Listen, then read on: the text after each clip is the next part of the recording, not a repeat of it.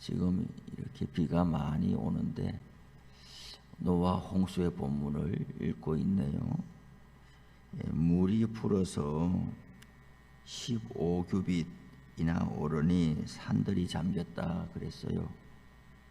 성경에서 한 규빗은 45cm 정도, 규빗이라는 단위가 어른의 발꿈치에서 그 가운데 손가락까지 여기를 이제 한 규빗이라고 그래요.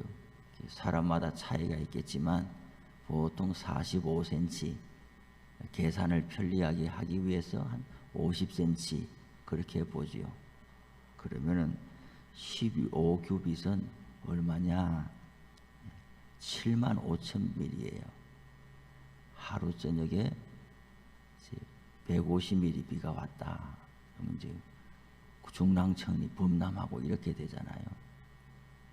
그런데 이 노아 홍수 사건에서는 40일을 밤낮으로 비가 왔다는 거죠. 쉬지 않고.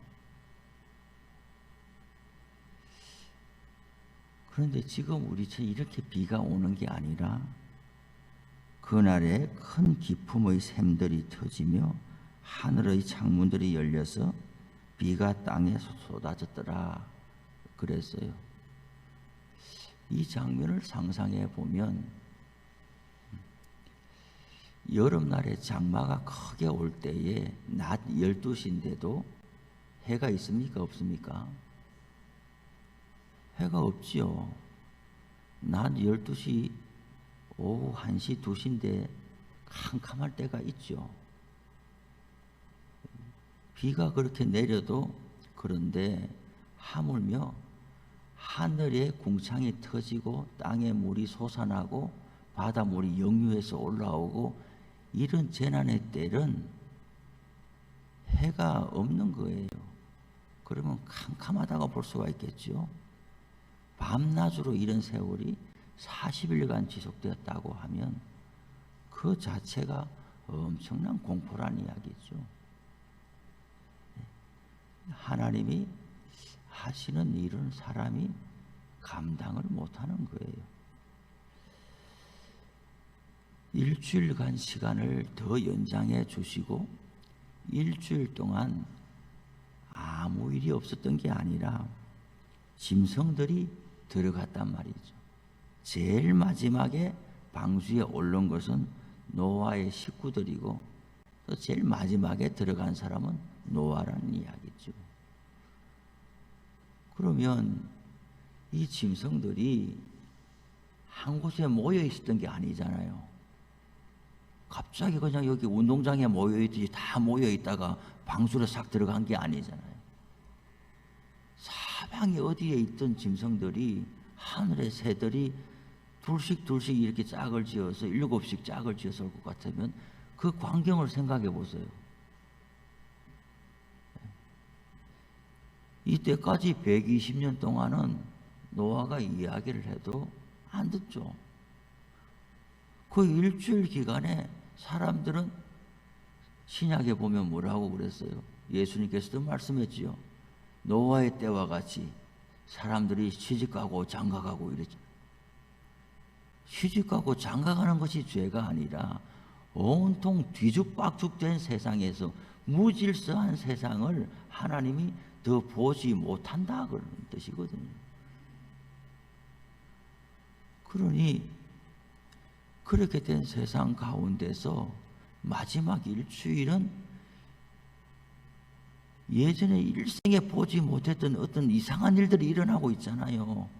짐승들이 막 나오고 어디 산에서 내려오고 새들이 막 이렇게, 우린 철새가 이렇게 지나가도 때를 지어 지나가면 한번 쳐다보게 되는데 이런 광경들이 지금 노아의 방주가 있는 곳을 중심으로 이상한 이 자연 현상들이 일어나는데 그것을 보고 사람들이 꼼짝도 안 했다는 이야기거든요. 신기하네. 저게 뭐냐? 호기심만 많지 하나도 그 심정에 변화가 없었다는 이야기죠. 노아가 이야기한 것이 이것인가? 그런 깨달음이 없이 구경만 하고 그냥 평소에 자기 살던 대로 계속 살아간다는 이야기잖아요. 편집증이라는 게 있어요. 예. 이게 무서운 거예요. 아무리 증거가 차고 넘쳐도 그거는 안 보는 거예요. 100가지의 증거가 있어도 내가 붙들고 싶은 이 신념 한 가지만 붙들고 있는 거예요. 저 사람은 강도다. 이 강도라는 증거가 차고 넘쳐도 저 사람이 그럴 리가 있나? 그거 붙들고 끝까지 자기 생각을 포기하지 못하는 거예요.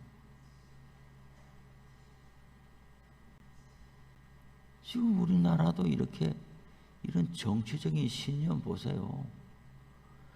거기 가면 안 되는 건데 온 재산을 다 바치고 거기에 올인하는 사람들이 지금도 있지 않아요.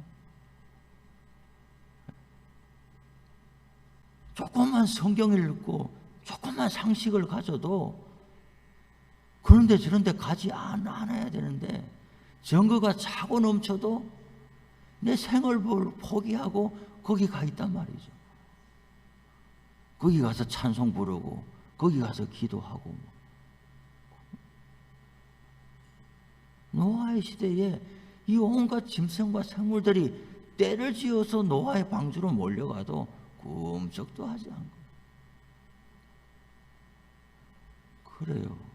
내가 믿고 싶은 것만 믿고 내가 붙잡고 싶은 것만 붙잡고. 예전에 방송에 무슨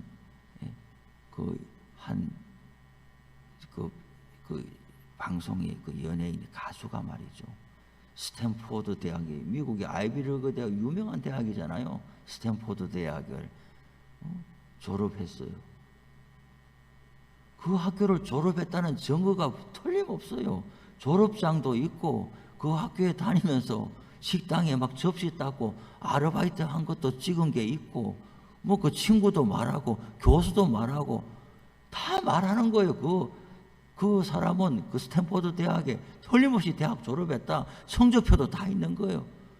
그런데 어떤 일단의 사람들이 그 사람을 미워하는 거예요.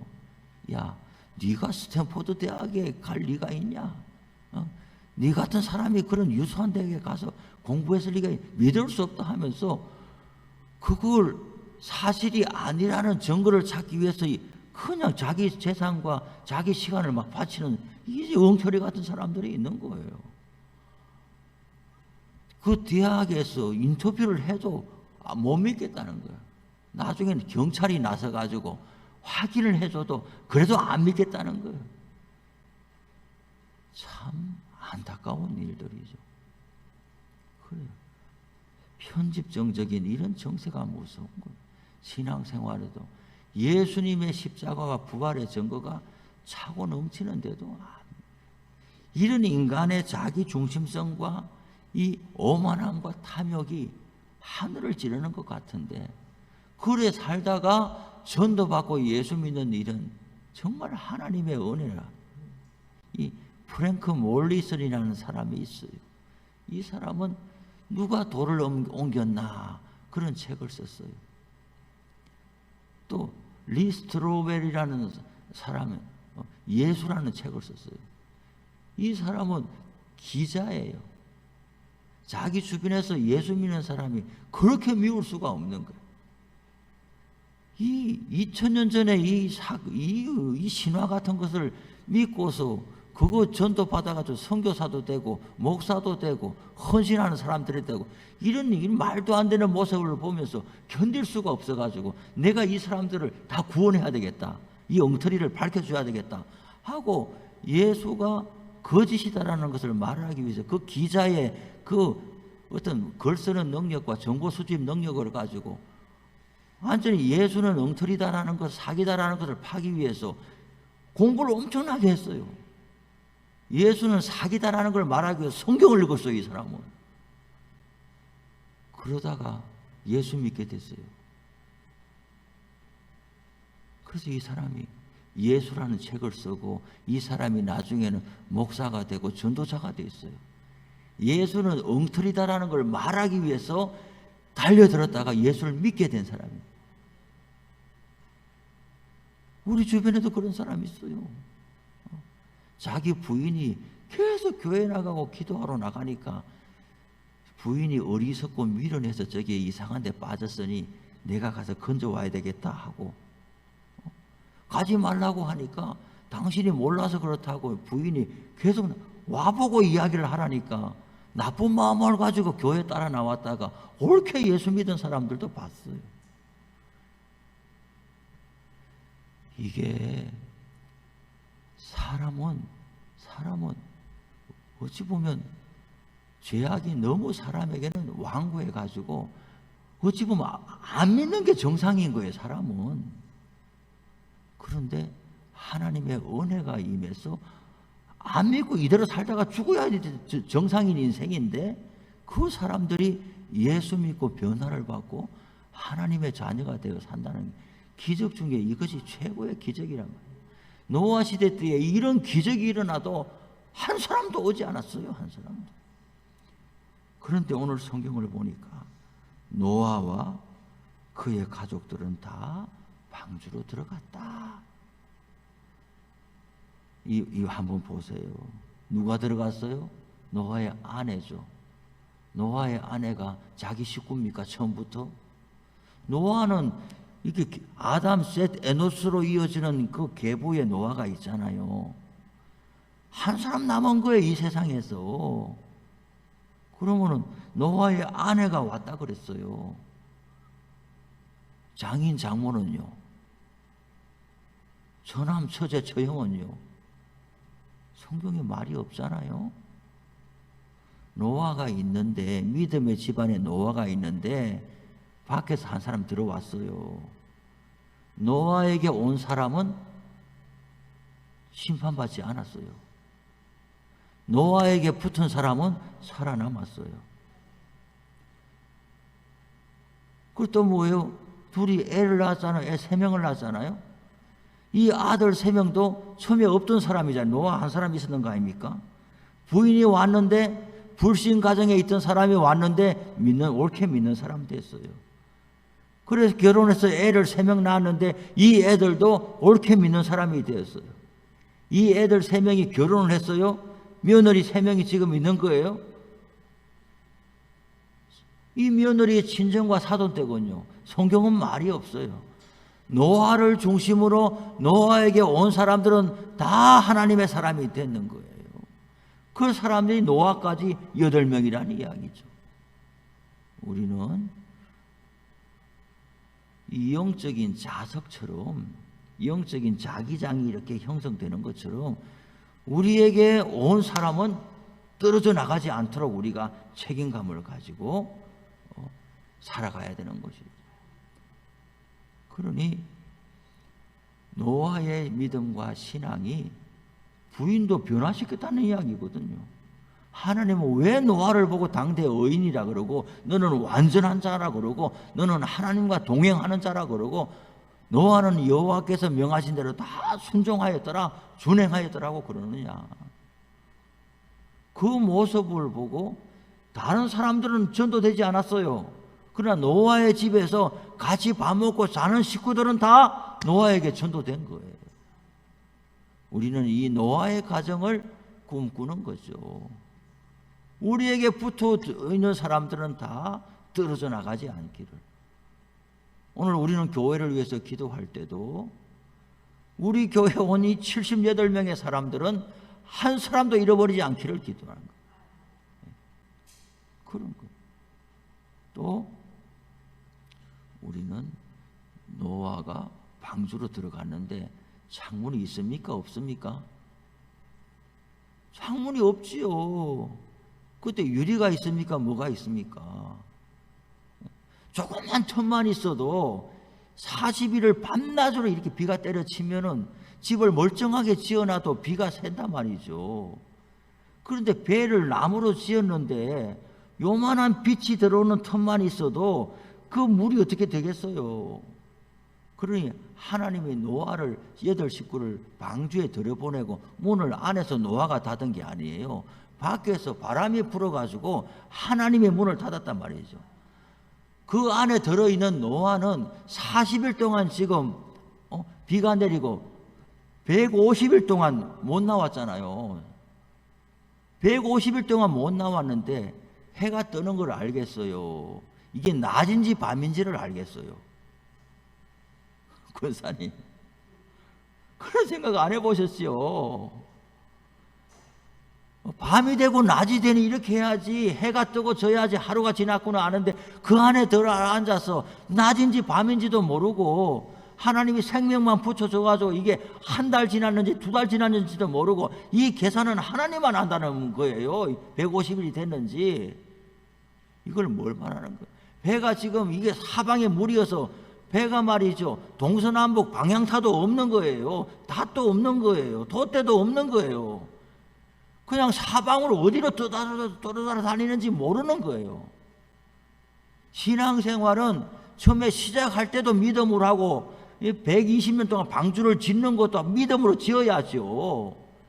그런데 방주 안에 들어가서도 이게 낮인지 밤인지도 모르는 완전히 하나님께 맡긴 인생을 또 살아가는 거예요.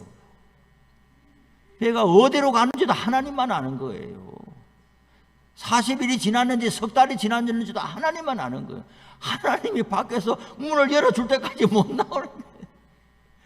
우리 인생이 그런 거예요. 우리 인생이 완전히 하나님께 우리는 의탁된 인생인 거예요. 안다 하지만 우리는 어디로 가는지 모르는 거예요. 우리 인생이. 나는 아이와 같은, 정말 이것이 오늘 찬송이 맞는 거예요. 하나님 앞에 우리가 드릴 수 있는 말은 나는 아이같이 아무것도 모르니까 나의 갈 길을 인도해 달라고 있는 거예요. 이 찬송가를 지은 사람은 배위량 선교사의 부인이거든요. 그 찬송가가 있어요. 베어드 부인이라고. 이 베어드 선교사의 부인이 남편 따라 와가지고 말이죠, 그냥 남편은 선교하러 전도하러 순회 가가지고 언제 올지도 모르고 여기서 이제 애 낳아가지고 키우는데 막 또 전염병 걸려서 애가 죽고 말이죠. 마음을 둘 데가 없는 거예요. 마음을 둘 데가. 그러면서 자기 마음을 다스리며 그 찬송가를 지은 거예요. 나는 갈 길 모르니, 나는 마음이 심히 슬프니, 나는 아이같이 어리니 주여 나를 인도해 주소서. 그 찬송가를 지어 부른 거예요. 우리가 하나님 앞에 마음을 가지고 기도하고 하지만은 우리의 이게 정말 돛대 없는 배와 같이 창이란 바다 위에 배가 움직이는 것 같이 어디로 가는지 모르는데, 우리가 확실히 아는 것은 하나님의 우리 인생을 책임져 주시리라. 이거 한 가지만 알지 모르는 거예요. 노아의 인생과 노아의 방주를 보면서 저도 예전에는 그런 게 안 보이더니 참 자리가 사람을 만드는가 봐요. 자리가 사람을 만드는가 봐요. 여기 와서 보니까 이런 게 보니까 와, 완전히 우리의 신앙생활과 인생은 정말 완전히 하나님께 붙들린 거다. 하나님이 데리고 가는 거다. 문을 열어줘야 나올 수 있고, 하나님이 알게 해야 깨닫게 되는 거고, 우리는 그럴 수밖에 없는 인생이다. 그래요. 오늘 노아의 일생을 보면서 오직 믿음밖에 없다. 절대 믿음으로 살아가야 되겠다. 하나님만이 확실한 거예요. 하나님만이 확실한데 그 하나님은 우리를 생명을 주시고 우리의 인생을 책임진다. 이 한 가지를 확실히 붙들고 오늘도 살아가는 우리 모두 되기를 바랍니다. 기도합시다. 하나님 아버지 감사합니다.